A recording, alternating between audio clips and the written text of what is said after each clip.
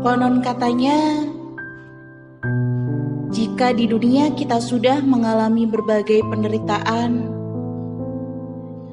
maka surga adalah tempat yang layak untuk bersenang-senang. Allah akan memberi ganjaran besar bagi insan yang melalui hari-harinya dengan syukur dan sabar.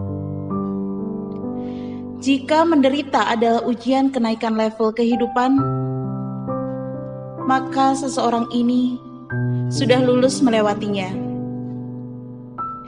Ia menceritakannya untukku, dan aku akan membaginya untuk kalian.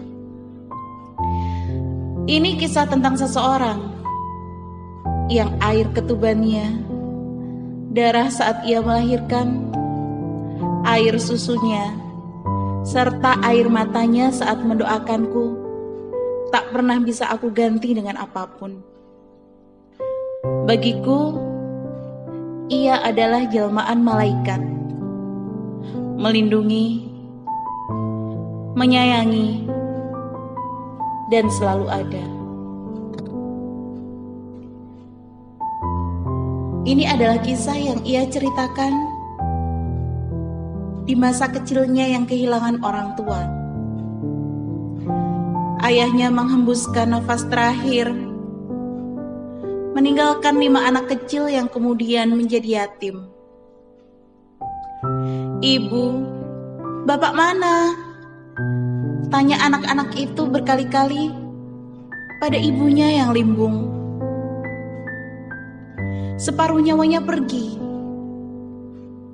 Bagaimana ia bisa bertahan hanya dengan separuhnya lagi? Membesarkan anak sebanyak ini tidak mudah. Ia harus bekerja sangat keras menjadi ibu sekaligus bapak bagi mereka. Hari ini dan hari-hari selanjutnya menjadi sendu. Tak ada lagi tawa dan ceria anak-anak.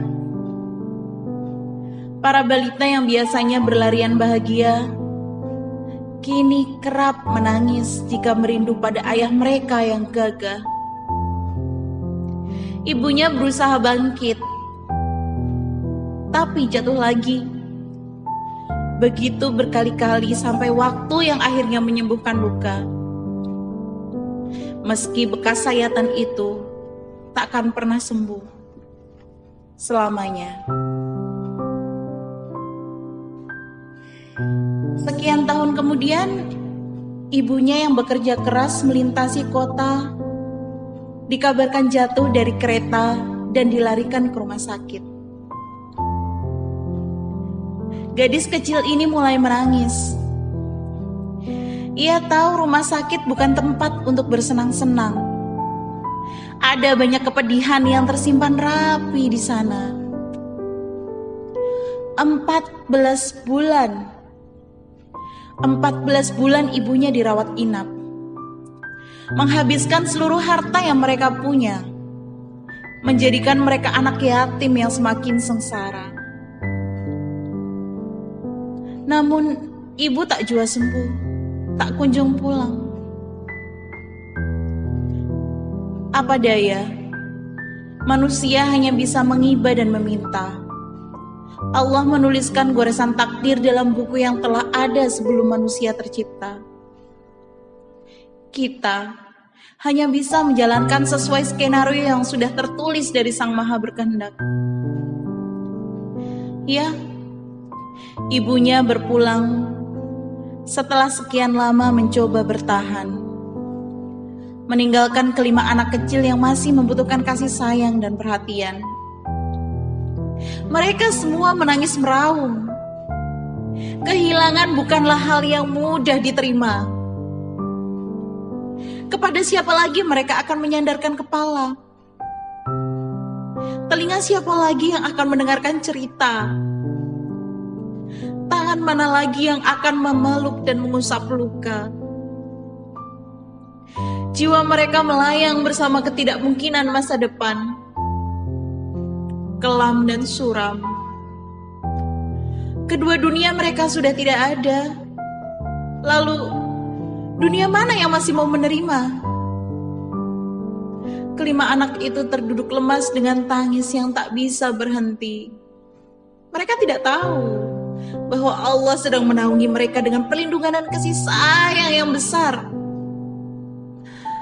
Mereka hanya tahu kini mereka tak lagi memiliki ayah dan ibu.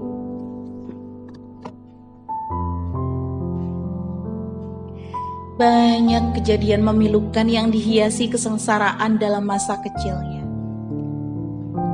Hari-hari selanjutnya ia habiskan dengan berada di panti asuhan bersama puluhan teman lain yang sepenanggungan. Tak memiliki orang tua atau biaya. Kemudian ia tumbuh menjadi gadis yang sangat cantik. Ia disukai oleh banyak pria, lalu menjatuhkan pilihannya dengan seorang kakak kelas yang menawarkan diri untuk hidup bersama. Akhirnya mereka menikah dengan bahagia dan dikaruniai 3 anak laki-laki dan 1 perempuan. 1 anak perempuan mereka adalah aku. Sejatinya, jika seluruh kisah tentang ibu diceritakan, akan membutuhkan banyak lembaran kertas dan tetesan air mata.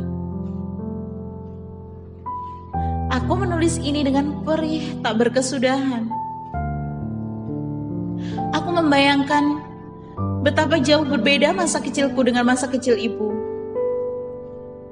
Aku sangat berlimpahan perhatian dan kasih sayang dari seorang ibu yang memiliki masa kecil yang kelam. Ia tak ingin aku merasakan hal yang sama. Ibu, terima kasih telah menjadi ibu terbaik di dunia. Terima kasih atas darah dan air susu yang tak pernah bisa aku ganti. Terima kasih atas keringat dan air mata yang banyak kau berikan untukku.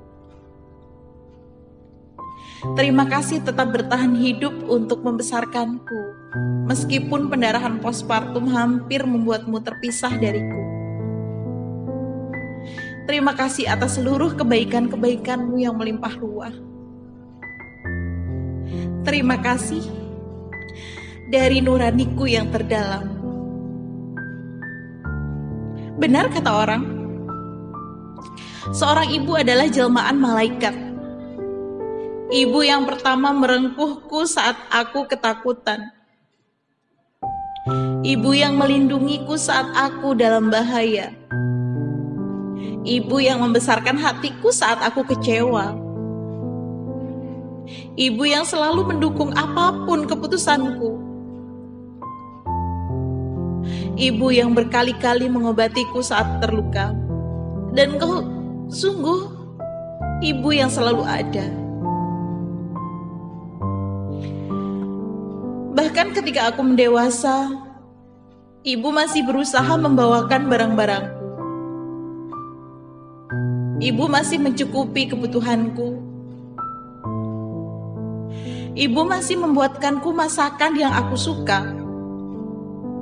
Ibu masih menggendong anak-anakku dengan sisa tenaga dan tubuh lelahmu.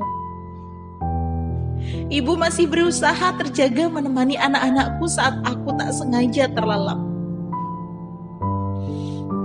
Ibu masih saja seperti dulu, selalu ada. Lalu, bagaimana besok aku bisa bertahan? Ibu, maafkan aku yang masih selalu merepotkanmu, mengganggu waktu-waktu istirahatmu, menambah beban pikiranmu. Maafkan aku belum bisa membuat ibu bangga atas diriku yang biasa saja. Maafkan aku belum bisa menambal masa lalu ibu dengan bahagia di masa kini. Ibu berhak bahagia. Ibu berhak mendapatkan ganti atas semua yang telah terjadi di masa sulit ibu.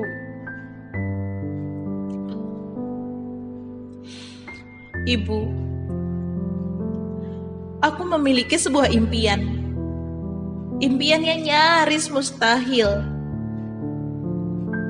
Aku ingin mengajakmu kembali ke tanah suci bersama Bapak.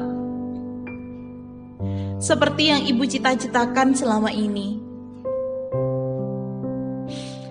Ibu sangat merindu dengan Ka'bah dan suasana di sana. Dan aku sangat merindu untuk mengabulkan cita-cita Ibu. Meskipun mungkin aku tak berhasil mewujudkan itu semua, aku mohon. Genggam ini sebagai niat tulus dari anakmu yang ala kadarnya. Ibu, terus sehat dan berbahagialah. Maafkan aku, belum bisa menjadi anak yang sesuai dengan harapanmu. Terima kasih atas semua yang telah Ibu berikan untukku. Terima kasih atas jiwa besar dan hati lapang dalam mendidikku hingga kini.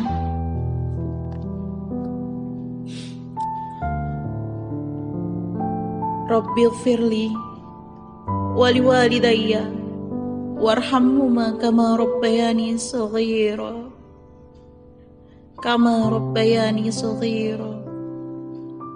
Allahumma amin. Allahumma amin.